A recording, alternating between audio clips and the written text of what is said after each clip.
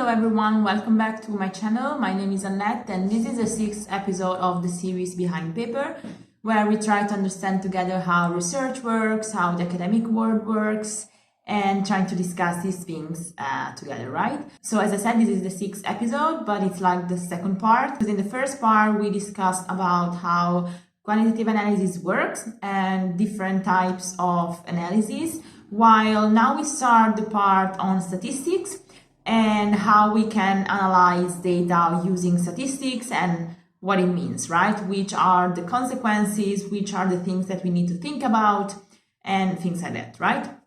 So if you're interested about hearing what I'm going to talk about, please keep watching the video after the intro.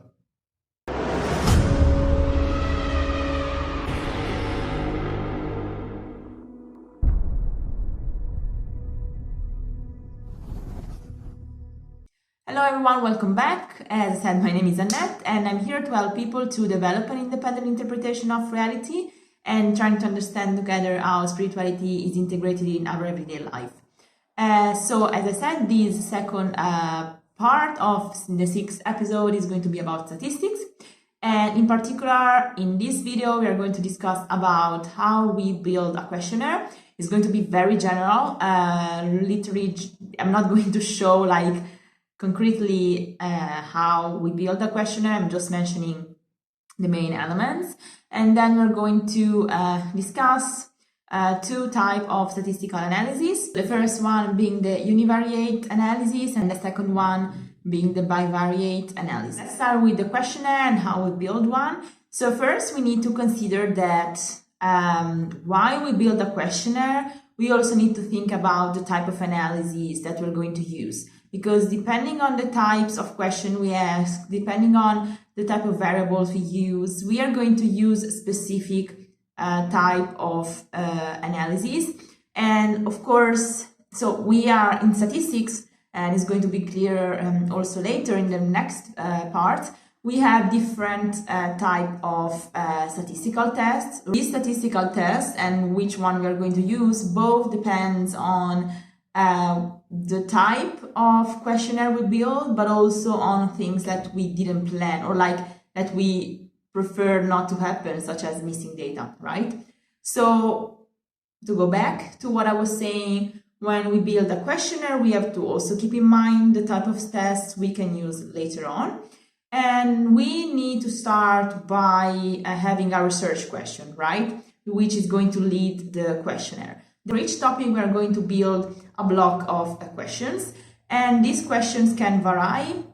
They can be questions that, of course, we are talking about quantitative research. So we're going to talk about, we already discussed questionnaires, right? So in this case, we're going to discuss questionnaires that do not leave the possibility to give open answers. So these are questionnaires. That are going to be the same for everyone and they're going to have the same answers for everyone, right? So this is different from like questionnaires that we use in qualitative research, where we can use questions that have like an open answer as an answer, right? So we have the topics and we set the number of questions we want to have for each topic, and we're going to build the questions, right? Of course, the number of questions we are going to ask depends on the type of research we're conducting, how big it is, how much time we have, how much money we can invest in this research.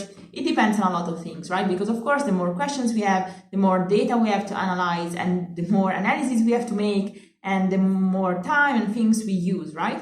So, but let's not go into every specific case, because of course, for each thing we could just list all the cases, but let's just say we have 3 topics, for example, and for each topic we want to ask 5 questions, right?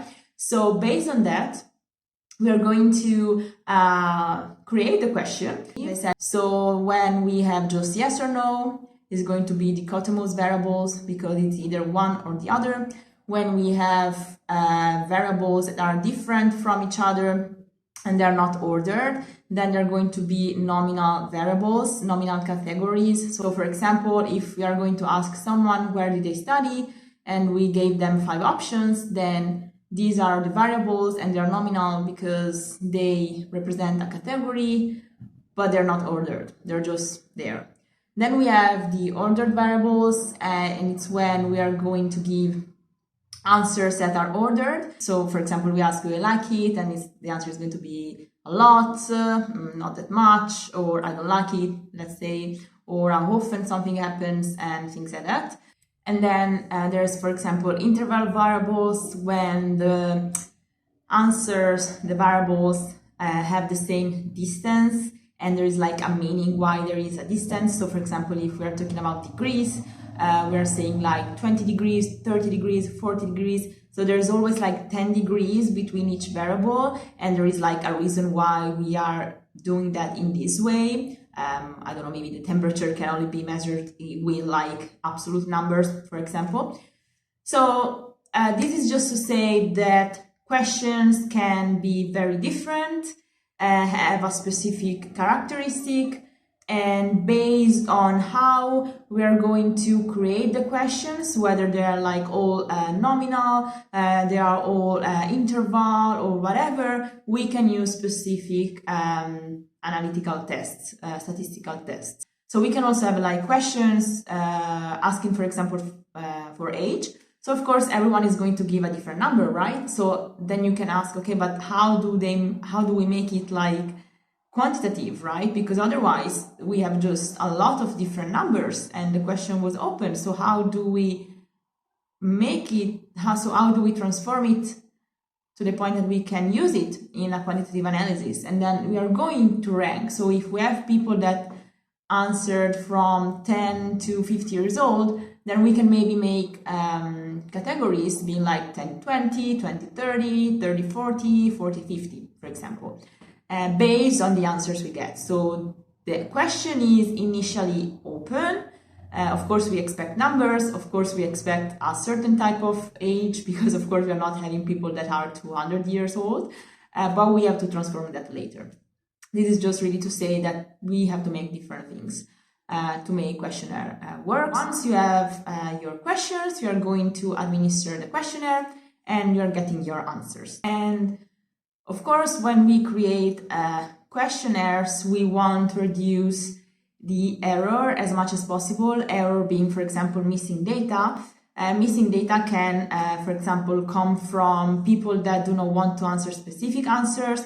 So we can think how to formulate a question so that people are willing to respond, or deciding not to ask a specific question and things like that. But we also need to respect the criteria we discussed in the previous videos. For example, reliability, validity, and things like that. So what it means? It means that we need to ask questions that actually reflect reality. We use words that people can understand what we are asking, that actually when they read this question, they're like, oh, they probably refer to that thing in reality. So there is like a correspondence between the variables, the words we use, and what exists, or words that can be repeated maybe in the future if we want to conduct the study again, so that the meaning doesn't really change, or that not only in time but also in space we use a word that can be used also somewhere else if we want to compare two studies. So we need to take into consideration a lot of elements. And of course, whether we consider something to be reliable or valid, it's always subject to human interpretations, right? After we discussed how to create a questionnaire and a bit of side elements, let's just recap a bit. So let's start with the fact that we want to create a questionnaire. We need to keep in mind that the way we create the questionnaire also relates to how we are going to analyze the data we collect. So we need to keep in mind the statistical tests and that we are going to use to analyze the data when we build the questionnaire. We have a research question that leads the questionnaire. We decide for a specific number of topics we want to explore. We decide the number of questions based on different elements such as time and cost. Then we are going to decide which type of question we're going to ask. So whether it's going to have a dichotomous answer or like an ordinal answer. So different type of questions. Say that we need to decide the type of question we are going to ask.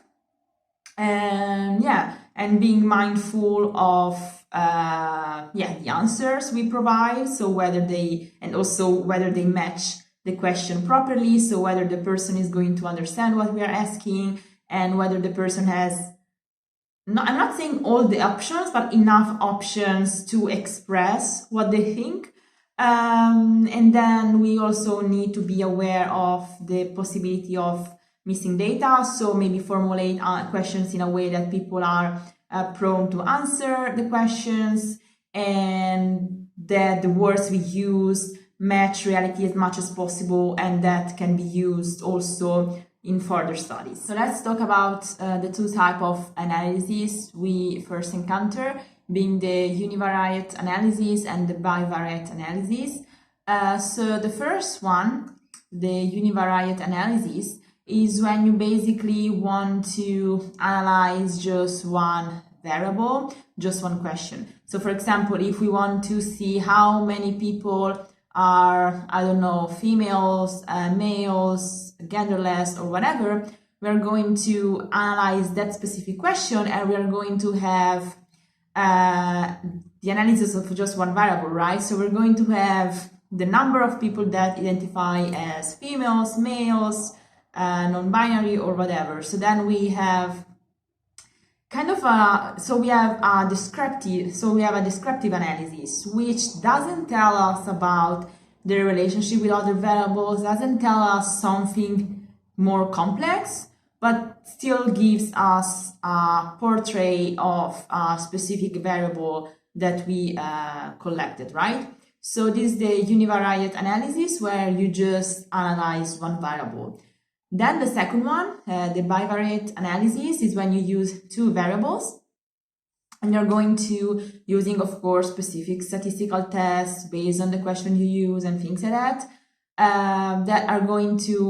These tests are going to see how these two variables coming from two different questions relate to each other. So we're going to see which is like the variable that changes based on the other variable, so how they relate, right? So whether nothing changes, whether they change, which allows the other to change, and things like that. As I said, this is a bit, of course, general. I'm not going to details. Of course, there are a lot of different tests based on the assumptions, based on the type of questions, based on issues such as missing data and things like that.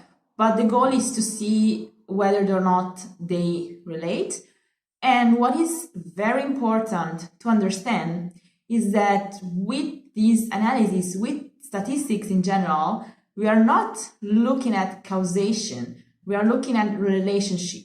So we almost can never say, or at least I would say that in statistics, we cannot say something causes something else, but that things always relate. Of course, we are talking about, in this case, I'm taking my information from social studies. Maybe if you are studying biology, of course, you can be more sure about causation, because if you, I don't know, like we grow bacteria and then we use an antibiotics, and of course we see that these antibiotics kills bacteria, so we can state that there is like a causal relationship, right? But even there's always another layer, because then maybe we give an antibiotics to people, and maybe it's not the antibiotics itself, but it's the body healing the infection. I mean, there are always a lot of variables that we do not take in consideration, and science and pharmacology or things like that, they of course need to talk in a causational way, and most of the time it's true that something really heals something else, but I would say it's always like a reduction of reality, and it's always like it's true until it's proven the opposite, right? Because science and this field is not the truth. It's not a discussion against science. Absolutely not. Absolutely not. It's really being mindful of the fact that reality is so complex that we cannot pretend we know everything. We cannot think that we know things so much, because there might always be something that just completely changes our theories. And we need to be open to that, because if we keep believing, no, this reveals this specific issue, and then someone else says, well, I also have another option, and I don't know, then you just create what we see every day. We see competition, we see wars, arguments, people fighting each other. And I'm just going a bit on the side of what I was saying, but that's actually the goal of these videos, right? To reflect on things.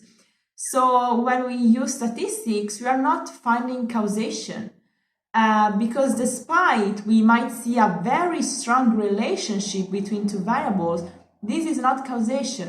We cannot know whether there was something else that together with the other variables leads to something.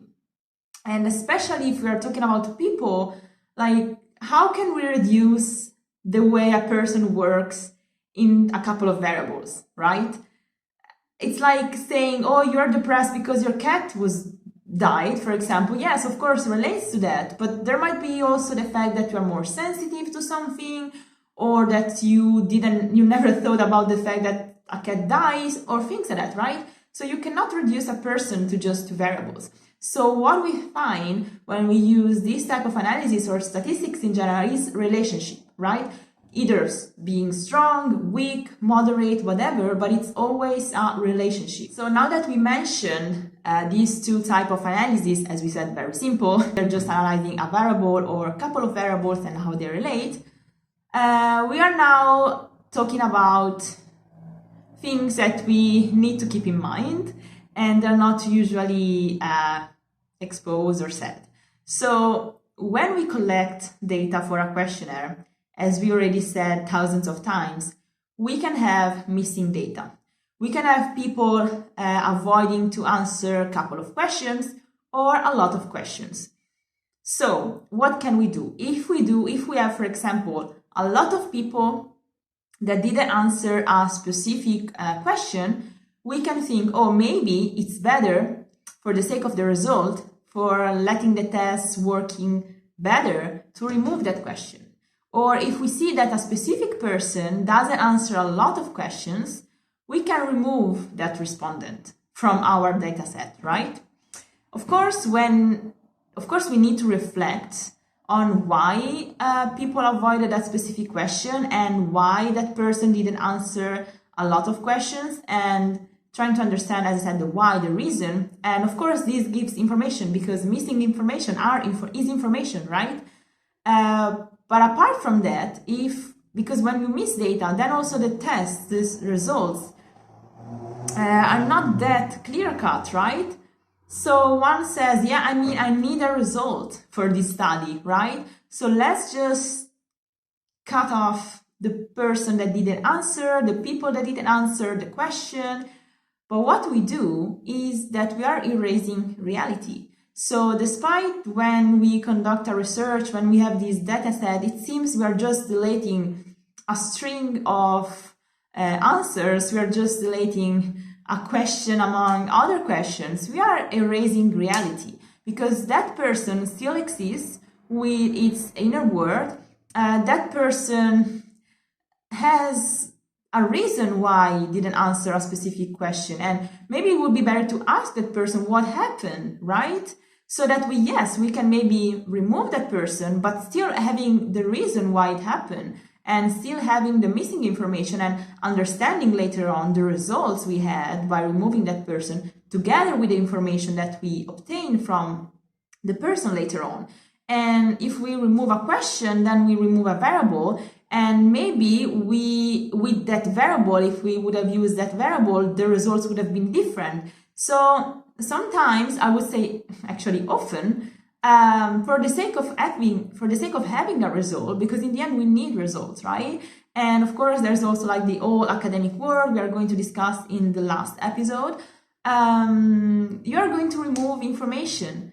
to have a neat result, or at least as neat as possible. But still, you are erasing reality. So also sometimes like uncomfortable answers can be removed. So it's always like to have this perfect study to publish, you are going to remove this information. Of course, unless researchers or the study that is conducted is corrupted somehow, because there is corruption in this word. Usually you are not deleting data just like that, right? But it still happens. So we need to be aware that first, of course, when we conduct a study, a questionnaire, whatever, it cannot reflect the totality of reality as we already discussed. But it can also have been modified or like managed, I would say, in a way to get a result. So this is very important to keep in mind. So with that being said, in this video, we went through how to build a questionnaire, more or less, and reflected on that. We discussed about two types of analyses, the most simple ones to analyze the questionnaire, the data, the variables. And the next video is going to be about the multivariate analysis, so it's going to be more complex. And then we reflected on the results that we obtain and starting to understand the process of statistical analysis. So the first one in this video, for example, being the fact that we need to deal with missing data. And missing data say something about reality, but if we remove the missing data, then we change reality and we change the results. So with that being said, I hope you are enjoying this series and you are also going back to the past videos to understand information that I might have explained before, and I'm not repeating now because, as I said, these videos build up on each other unless you are already in the field or you already know something and you just want to know something more specific, even though these videos are not that specific. So in case you want something more, just let me know. I will be happy to share more and hopefully know more in the near future, because I'm going to study these things again at uni, so hoping to have more information on the topic. Yeah, with that being said, I always remember you to subscribe to the YouTube channel if you would like to, and activate the notification bell so that you won't miss any other video. I also have an Instagram page I'm going to write here. Yeah, with that being said, I hope to see you in the next one. Bye!